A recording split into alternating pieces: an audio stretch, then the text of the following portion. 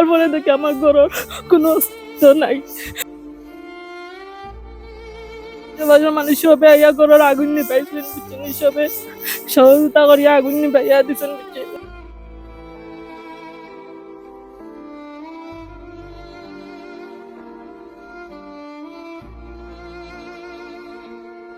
ক্ষতিপূরণ আমরা আর দেখ, আমরা গরিব মানুষ অসহায়, আমরা কই থাকি গড় দুয়ার ঠিক করতাম। পরশু দিন রাতকে ওলাখান আইসেন মনে হলো আতিক, আমার ছোট বোনের স্বামী। আওয়ার পরে আমি ঘরে আসলাম না, ঘরে আসলাম, আমার বোন ঘরে আসছিল না। পরে বোন ও বাড়ি আসছিল, আমার আইয়া জিজ্ঞাসেন ও স্বপ্না খানো, আমি হচ্ছে স্বপ্না মনে হলো ঘরে না, ও বাড়ি গেছে। এখন মনে হলো আমি একলা ঘরে বয়ে আমি আমার বোনটা আনাত গেছি, আনার পরে মনে হলো আমি চাও রান্ধিয়া দিছি, তান্তে চাও খাইছন। 12টা বাজার পরে আমরা কইছি যাওকা গিয়ে আপনার তাই তো মনে হলো গাঞ্জা খাইন, তারপরে ইয়াবা খাইয়া সমস্যা করেন বাড়িতে, মনে হলো মাইদর গালাগালি করেন। খোয়ার বাদে আমরা কইছি আপনি যাওকা গিয়া, কইছেন তাই যাইয়া না তাই থাকতা। আমার বইনে মনে হলো ঘরের বারে বাখরিয়া দরজা লাগাই লাইছে, আমরা জানোর বয়ে আমরা দরজা লাগাই লাইছি, লাগাই আমরা আর দরজা খুলছি না, যাই না এখন দরজা খোলার লাগিয়ালে স্বপ্না আমার বোনটা ডাকেন স্বপ্না স্বপ্না দরজা খুলো, আমি আর কিচ্ছু মাত্রাম না। তারপরে কালকের ঘটনা, আমি ঘরে আসলাম না, আমি ও বাড়ি লাগার বাক্কা দূর হয়ে গেছিলাম আর কি। আমার মেয়ে, আমার বোন, আমার বোনের ছেলে থইয়া গেছে গড়। পরে মনে হলো আমি ওখান থেকে আইসি, মনে হলো আমারে ফোন দিছ না, আমার অন্য ভাই আছে ও ভাইয়ে ফোন দিছে, দেওয়ার বাদে আমি ওখান থেকে আইসি, বুঝছেন। আমার পরে দেখি মানুষ আমার ঘরে দিয়ে আইরা, আমি ও বন্ধুটাকে দেখলাম মানুষ আমার ঘরে দিয়ে আইরা, আমি মনে করছি মনে হতো আমার মেয়েরে মারছে, নাইলে আমার বোনটা, নাইলে বোনটা হারে মারছে। আমি ডরা আমি অন্য পড়ে গেছি কি রাস্তা, পড়া পরে আমি ওখান থেকে কোনো দূরত আমি বাড়িতে আইসি। আমার পরে দেখি আমার ঘরের কোনো অস্তিত্ব নাই। বাদে আমার মনে হলো বাজর ভাই, তারা ও ভাই আছেন, আশেপাশের মানুষ সবে আইয়া ঘরের আগুন নিভাইছেন, বুঝছেন, সবে সহযোগিতা করিয়া আগুন নিভাইয়া দিচ্ছেন, বুঝছেন।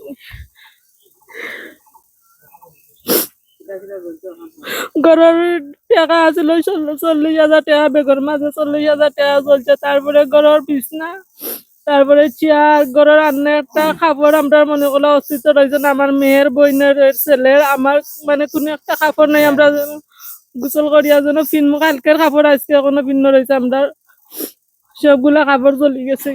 কারেন্টের লাইন লাইন ফ্যান কম্বল যা আছে সবকিছু আমরা জ্বলি গেছে, জ্বলিয়া আবারে চাই।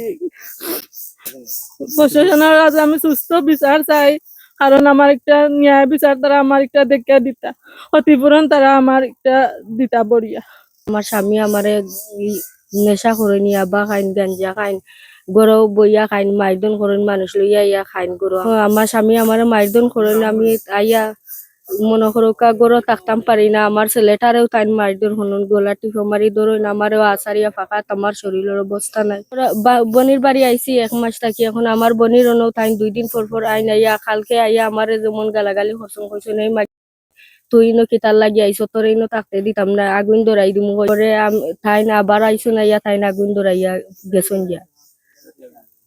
লগে টান কেরাসিন আছিল বোতলের মাঝে দেখছুন সবে, ওখান টাইম পরে কেরাসিন দিয়ে আগুন ধরাইয়া গরুর পিছে দি গেছন গিয়া। মানে আমাদের জানের মানে কোনো নিরাপত্তা নাই। এখন আমার ছেলেটারে লইয়া আমি কোনোখানো গিয়া থাকতে পারলাম না, আমার বোনও থাকতে পারে না।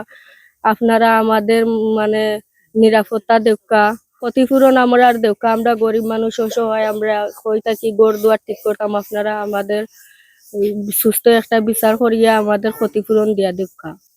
বাদে দেখলাম বাড়িটারে সারা বাড়ি ভিডিও করে। আমার হুফু আম্মা এজন আসলো, কইছেন মাই আইও আতিক আতিক বাদে ভিডিও করে, রাস্তা বাড়ি ভিডিও করা বাদে হে একজন মানুষের ফোন দেখ আগুন দেখবা আগুন দেখবা, তখন বারবার খালি করে তুলিবা স্যার। আমি কইলাম একটা বাচ্চার লাগে মানুষের লাখ টাকা জন্ম করেন, ইটা করতে পারেনি, বাচ্চার মানুষ মারতে পারেনি, আচ্ছা বউ মারিয়া যাও কাগে উঠে বাদে যেমনি আমি তুলিবা তার চাওয়া দিকে তুলিবা চাইতাম দাগ দাগাই আগুন, যেমনি কইছে আমি আগুন এ বন্ধে দি ভরিয়া খালি দু সবাই এসে চিক্কর বাক্কর দিয়ে আমি সবাই আনছি, বাদে হলে পানি কান্দি দিয়া নিপাইছেন। স্বপ্নার স্বামীরে দেখছিলাম আতিকরে গরো আগুন লাগাইছে তো হইতে দেখা গেছে খেয়ার থেকে 1.5 খেয়ার দেখা দৌড়িয়া যার। আর আমার বাইর বউ একজন ছোট ভাইয়ের বউ তাইন সরাসরি দেখছেন যে হে বিপদ ভিডিও করছে, এর বাদে না পয়লা আগুন লাগাইছে, এর বাদে ভিডিও করছে, ভিডিও করিয়া গোটা জ্বালাইছে, মানুষ সবাই দৌড়িয়ে আইসন। আওয়ার পথে যখন এই আগুনটা নিয়ন্ত্রণে আনার লাগে সবে পানি টানি মারার আগে করা, তখন সাথে সাথে আমি 999 ফোন দিছি, 999 জানছে। আতিকে ফোন দিছে আমার ও ভুটগুলো বন্ডে তানজে টালিরে ফোন দিয়া খুব হুমকি টুমকি দিছে।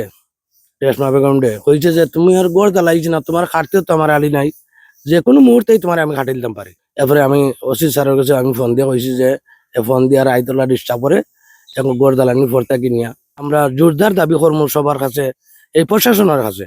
আর আমার বিশেষ করে হইলো এই বনির একটা নিরাপত্তার দরকার আছে। যারদের ঘরে যারদের ঘুমাইমু, কিন্তু সে মানুষটা যদি নিরাপত্তা না ঘুমায় তাহলে এটা তো মনের দুঃখ। এটার জন্য আমরা জোরদার দাবি। পরবর্তীতে আইয়া দেখছি যে যে গড় জ্বালানি বা সবকিছু জ্বালাইয়া ক্ষতিপূরণ। তো আমরা এলাকাবাসী হিসাবে এই যে নিরীহ মানুষ, গরিব মানুষ, তারার যে ক্ষতিগ্রস্তটা হয়েছে, আমরা এলাকার পক্ষতে আমরা এটাই দাবি করি আর যে তারা এই বিচারটা সুষ্ঠুভাবে করিয়া তারা যে ক্ষতিগ্রস্ত যেটা হয়েছে ওটা জেলা তারা পায় বা জেলা সহযোগিতা করি, যতটুকু সহযোগিতা লাগে ততটুকু করিয়া তারা ক্ষতিগ্রস্তটা ভাইতো। চিল্লা চিৎকার যে আতিকে আগুন লাগাইয়া গেছে, ওবা দৌড়ে উঠিছে, আমার দেখে ফাতারে গেছি গিয়া আরো জন দে মোবাইলে ফোন দিয়া খর বাই আগুন জ্বলে রোগর। আরো 2জন মানুষে শুনছেন, হেরা মনোহর আইসিন না করা আগুন জ্বলে রু।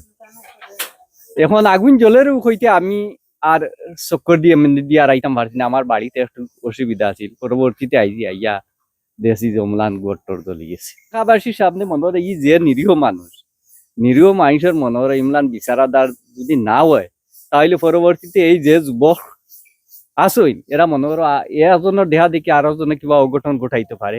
আইনের আশ্রয়ে নিয়া মনোহর এইটা সংশোধন বিচার হইতো, এরা ক্ষতিপূরণ মনোহর নিরীহ মানুষের কিভাবে পাওয়া যায় এটা মনোহর আইনের দেখিয়া মনোহর একটা তার সংশোধন করে। গ্রস্ত হয়েছে, গড় জ্বালাইছে আমার ছেলে।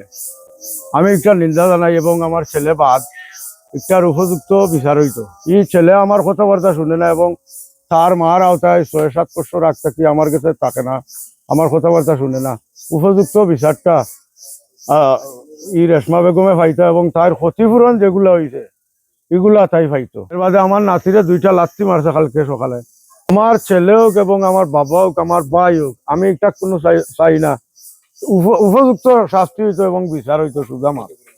তার ক্ষতিপূরণটা রেশমা বেগমের হয়তো অসহায় ফ্যামিলির ভুলে তাই।